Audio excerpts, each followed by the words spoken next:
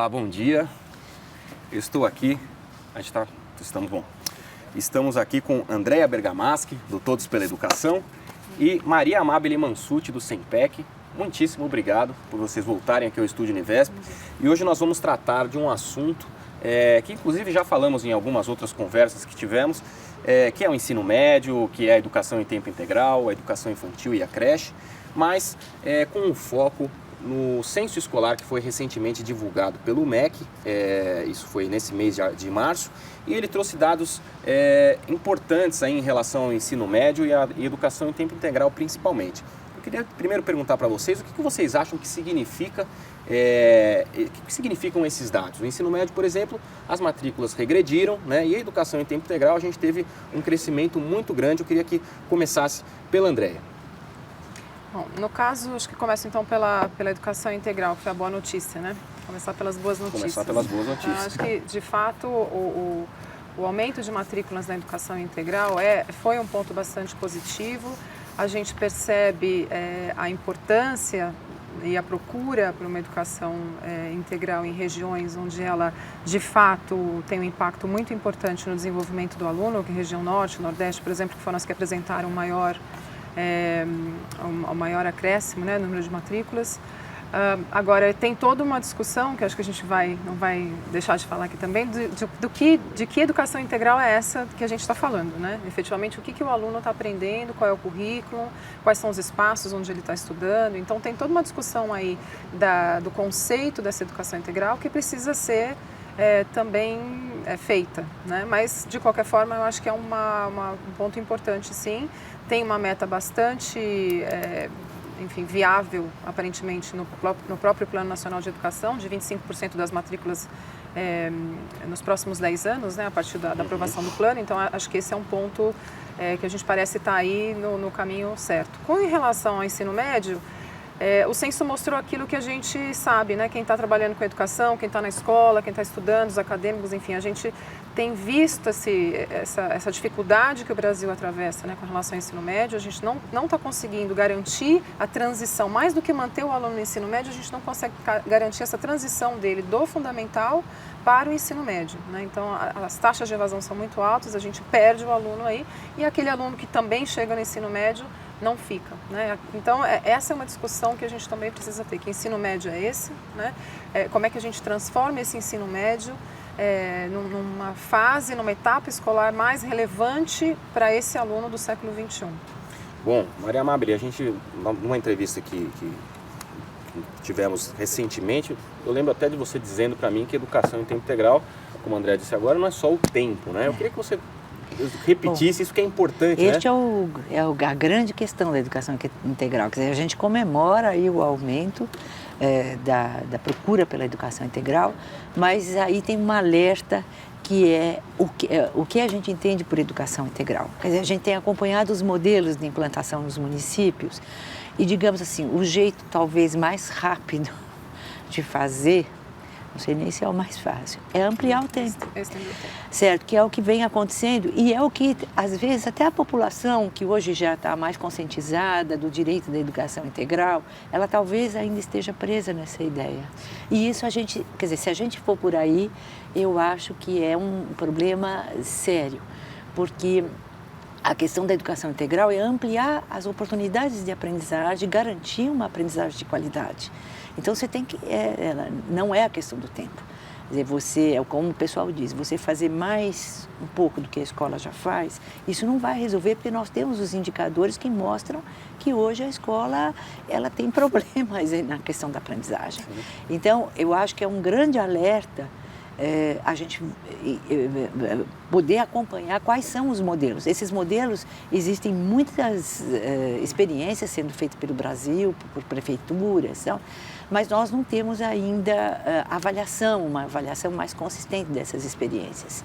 Mas aí acho que vem uma questão, quer dizer, toda boa notícia, nós temos que comemorar e tal, mas é um alerta certo? Saber interpretar, saber né? interpretar e saber qual é o modelo de educação integral que a gente vai implementar. Porque colocar a criança mais tempo na escola não significa só o tempo, né? O tempo, na verdade, ele acaba sendo necessário para cumprir outras funções. Para poder cumprir outras funções. Quer dizer, a questão principal da educação integral, que a gente, quer dizer, tem duas premissas. Ela tem que impactar na aprendizagem. Isto é o objetivo maior. Segundo, talvez não caiba, que certamente não cabe só a escola fazer isso. Então, é preciso criar, e aí é bem complexo, porque você tem que ter políticas intersetoriais, certo, que construam planos de educação de acordo com as demandas das regiões e tal, e isso passa por questões de toda a natureza, né, pedagógica, administrativa, legais. Então, é bem complexo. Bom, deixa eu destacar então o dado do censo, né? Teve um aumento de 139% na educação em tempo integral, isso no geral, né? Então são 3 milhões praticamente de crianças que estudam nessa educação em tempo integral. Só que nas escolas públicas o aumento ele é mais tímido, né? Foi um aumento de 46,5%, né? Eu queria perguntar para vocês por que aumentou, por que houve esse aumento? Houve um investimento maior nisso por conta dos municípios? Por que os municípios passaram a dar mais atenção a isso? Olha, acho que é uma política recentemente implantada pelo MEC de fomentar a educação integral, que foi o Mais Educação, deu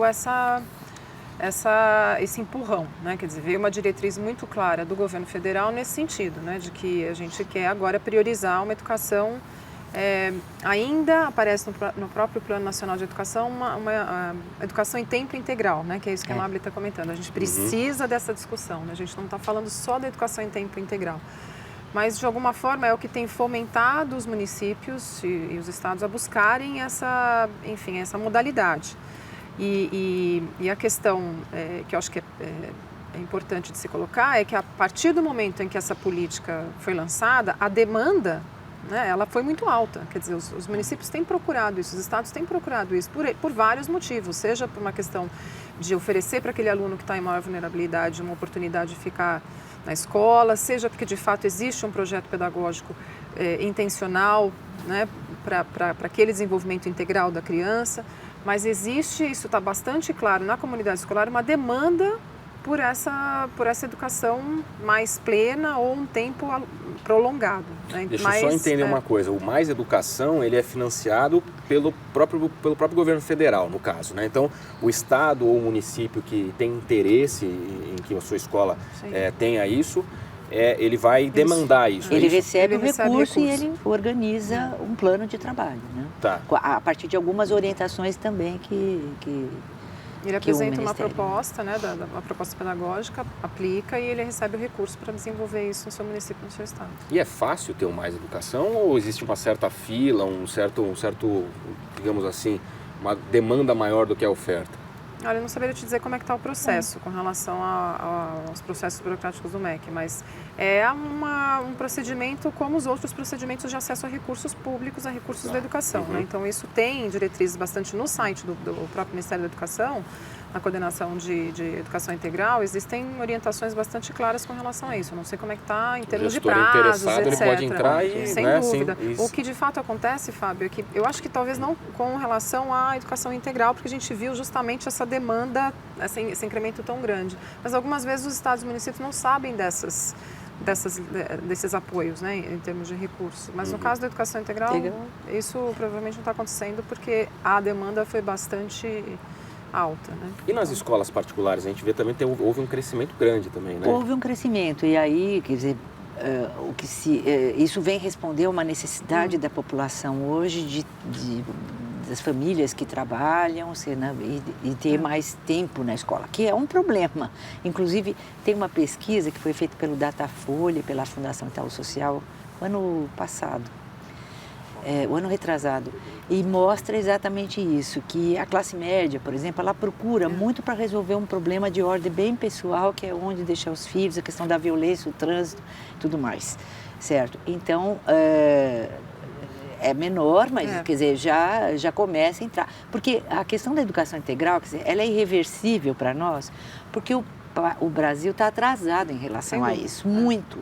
Né? Então, não é uma coisa... quer dizer, se a gente comparar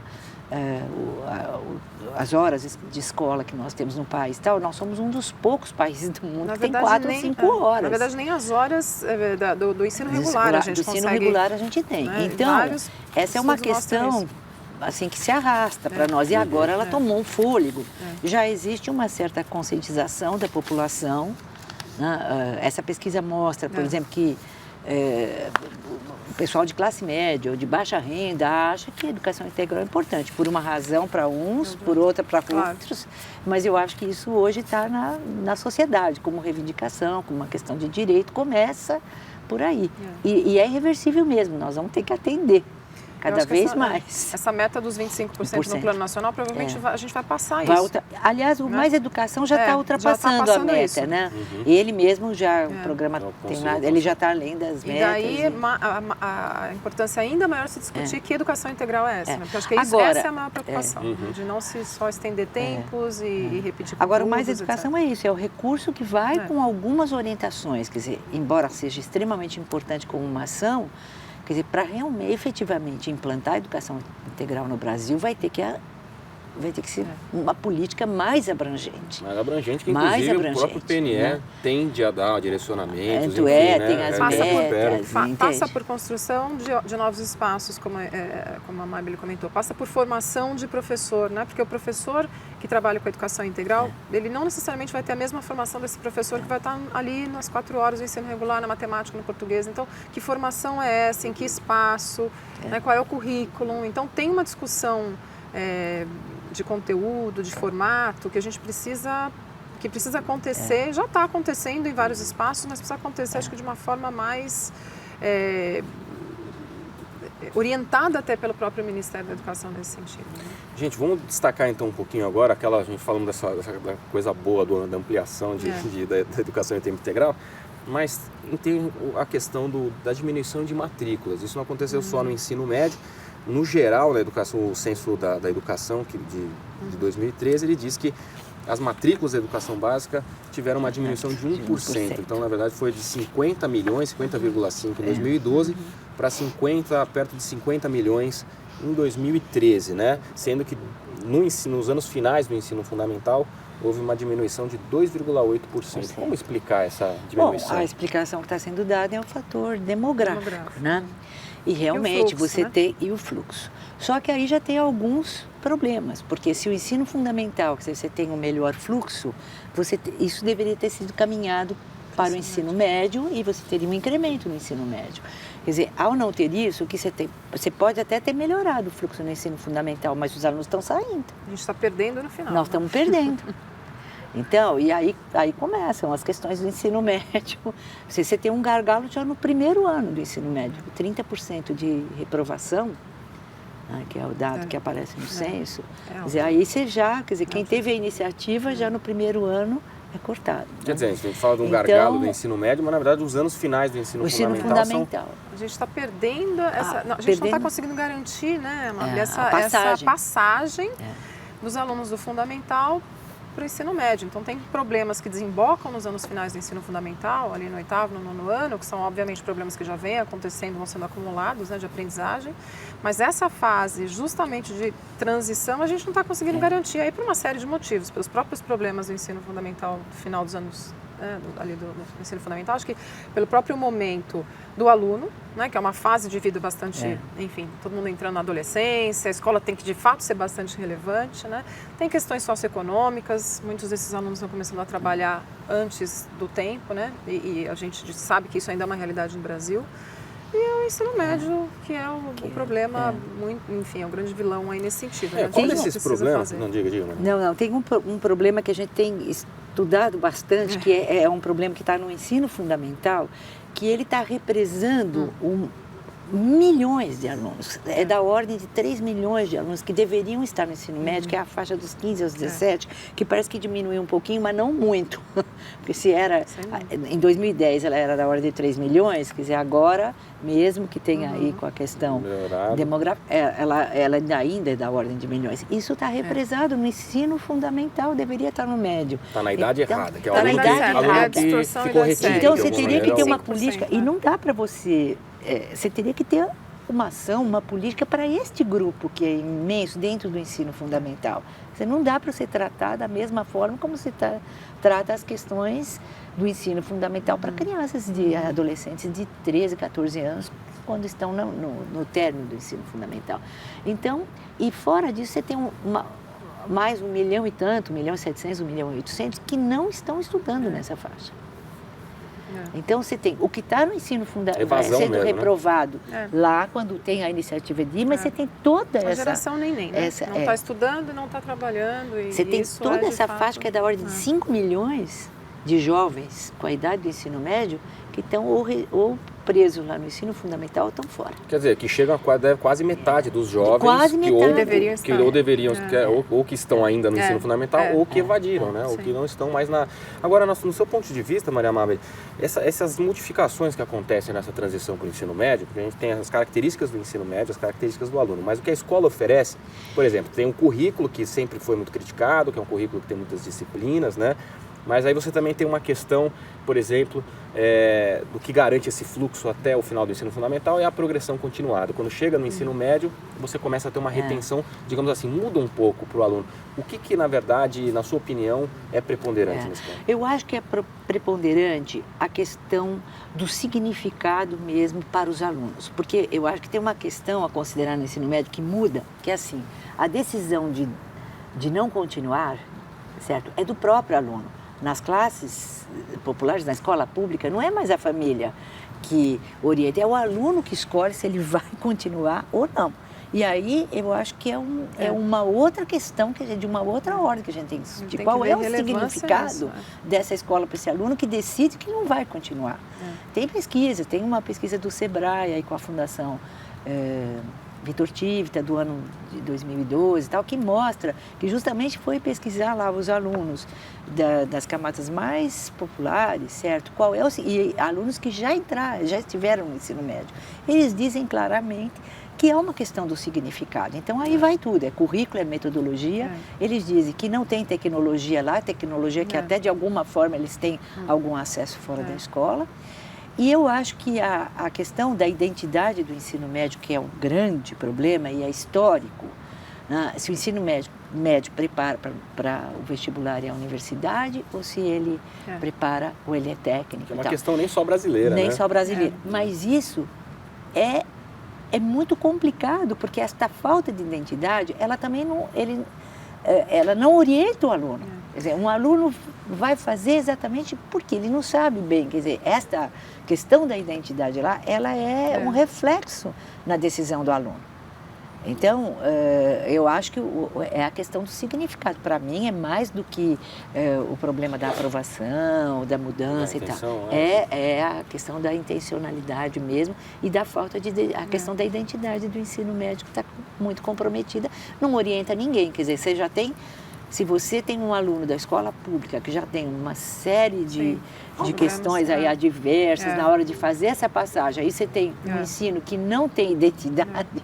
E o Brasil tem uma oportunidade agora, né, de mudar isso. Acho que isso é um ponto importante de se colocar. Existe uma comissão especial na Câmara dos Deputados tratando da reformulação do ensino médio. Então, acho que esse é um momento da gente juntar as peças agora e buscar essa reforma que a gente tanto precisa nesse sentido. Né? Então, é olhar para esse currículo, é olhar para a flexibilização do ensino médio, que esse acho que é um ponto também que vale a pena colocar, né? Porque tem tudo a ver com isso que a Amábile está colocando, né? Do significado para o aluno e da possibilidade do aluno poder escolher também aquele ensino médio que já para ele começa a fazer sentido desde o primeiro e segundo ano. Hoje no Brasil o ensino médio pode chegar a ter 19 disciplinas se o aluno fizer o currículo tradicional mais algumas de ensino técnico. Quer dizer, quem que consegue aprender alguma coisa... Isso é desorientador. Desorientador. Então, né, como é que a gente... É muita coisa, então, a gente precisa ter coragem, acho que política,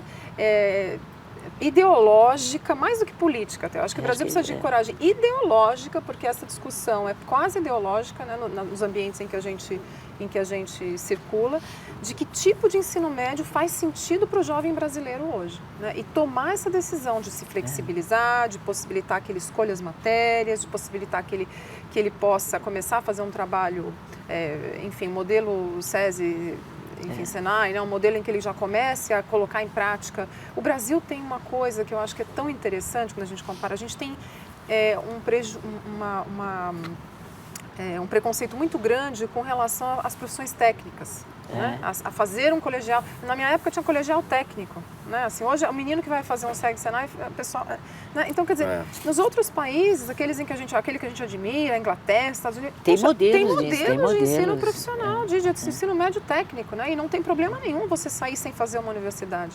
Então, o Brasil tem essa cultura de que todo mundo tem que ter um diploma universitário, ainda, acadêmico, etc. Puxa, é hora da gente repensar Pois isso. eu lembro que eu entrevistei, inclusive, um professor de uma universidade suíça. Ele disse que na Suíça, me disse que o ensino técnico, o ensino profissional lá é praticamente uma realidade disseminada, assim, não é uma coisa, aí não existe esse tipo de pé atrás com o ensino técnico, né?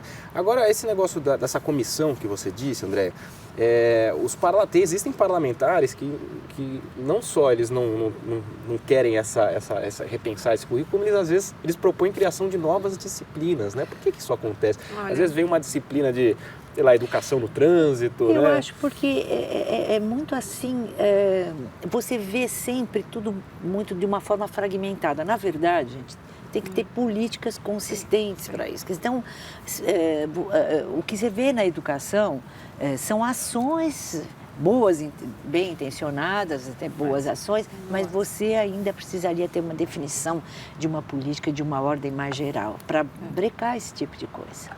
Então, a gente está sempre... Quer dizer, é difícil de combater, porque aí vira uma discussão política, é um jogo político e tal. E tem aquela questão de que também a gente coloca todas as fichas na educação, não é nesse sentido. É o lado bom e o lado ruim. Né? O lado bom da gente esperar que a educação resolva todos os problemas sociais do Brasil.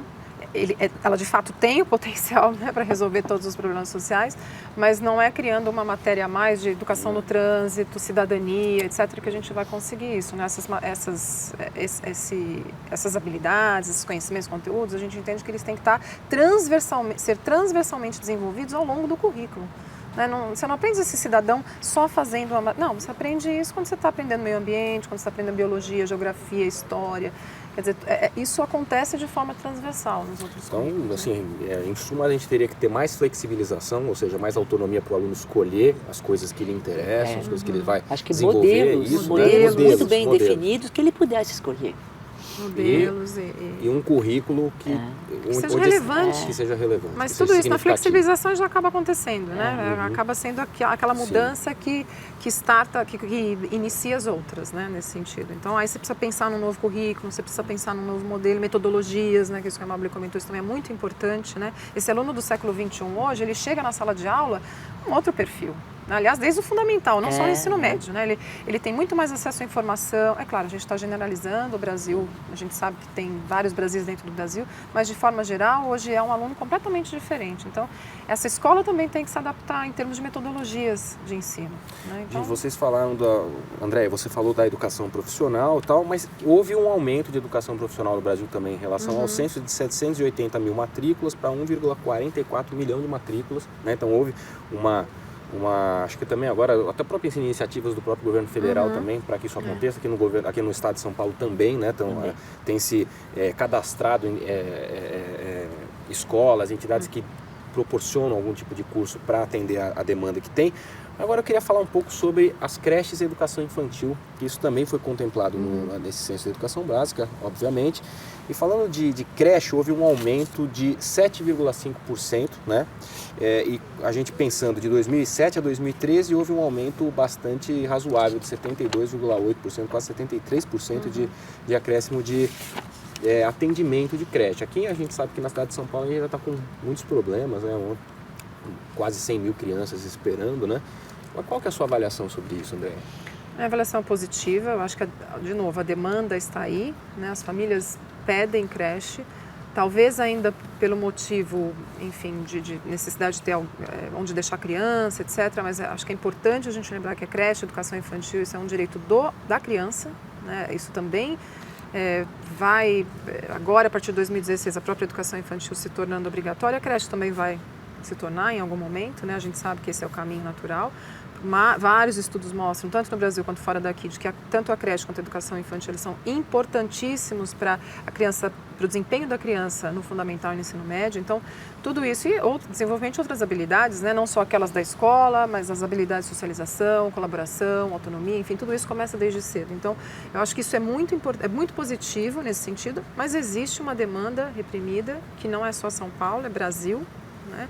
Apesar da transição demográfica que a gente sabe, né, que a gente tende a ter menos bebês, isso ainda existe essa necessidade, isso vai acontecer por muitos anos ainda, né, essa necessidade de ajuste, mas eu acho que tem que ser também uma prioridade da educação, não só da assistência social e da assistência às famílias, mas da educação, né, de fato, quanto antes a gente puder receber o aluno, lógico, com toda a sua especificidade, né, daquela fase de vida, daquela etapa de vida, a gente não está falando de enfim, né, de um currículo da creche, da educação, não é isso, mas a gente está falando já desse ambiente acolhedor, que também pode ser o ambiente escolar, quanto antes for melhor no sentido de oportunidade de desenvolvimento para a criança. A gente fala de creche, a gente está falando de um investimento que vem do município, né? Uma educação infantil, ela é responsabilidade do município. Como é que a gente pode explicar esse salto em alguns municípios mais, em alguns municípios eu acho menos? que já é uma questão já de intencionalidade política. A gente sabe, quer dizer, os municípios... Porque o déficit é imenso, gente. Aí a gente tem que olhar, quer dizer, a gente comemora o aumento, mas se a gente olhar, o aumento é muito tímido.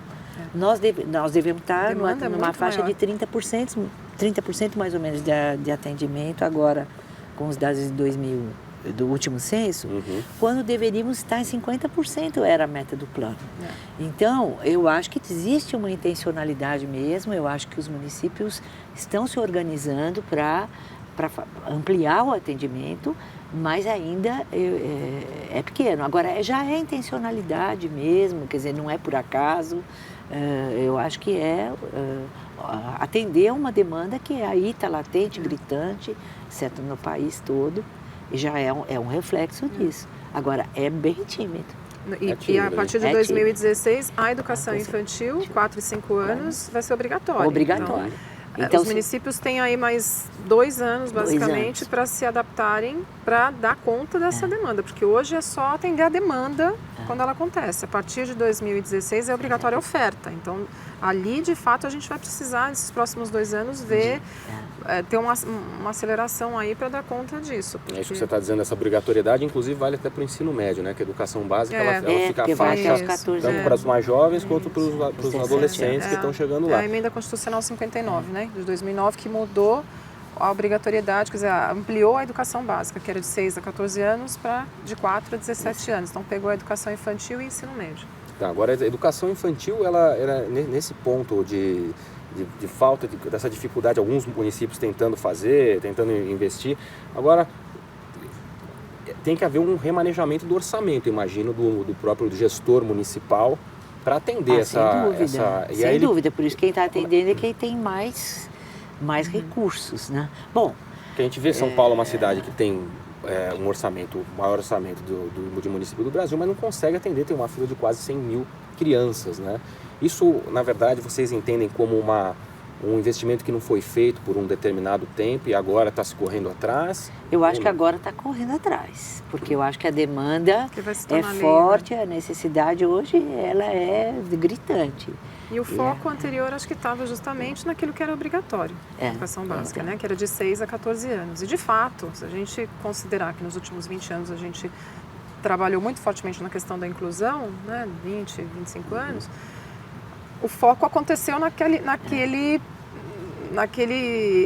faixa em que existia obrigatoriedade. Agora a gente precisa, já tem 98% das crianças de 6 a 14 anos na escola. Agora a gente precisa cuidar disso. Aí então, de fato, virou lei. Dentro da lei, né? Daí da importância de... Gente, muitíssimo obrigado, nosso tempo ele se encerrou. Obrigado por vocês terem vindo, Maria Amabile Mansutti, Andréa Bergamaschi. Eu espero recebê-los novamente aqui na Educação Brasileira. Obrigada. E a Educação Brasileira fica por aqui e na semana que vem volta com mais discussões, mais debates sobre temas importantes ligados à educação. Até lá!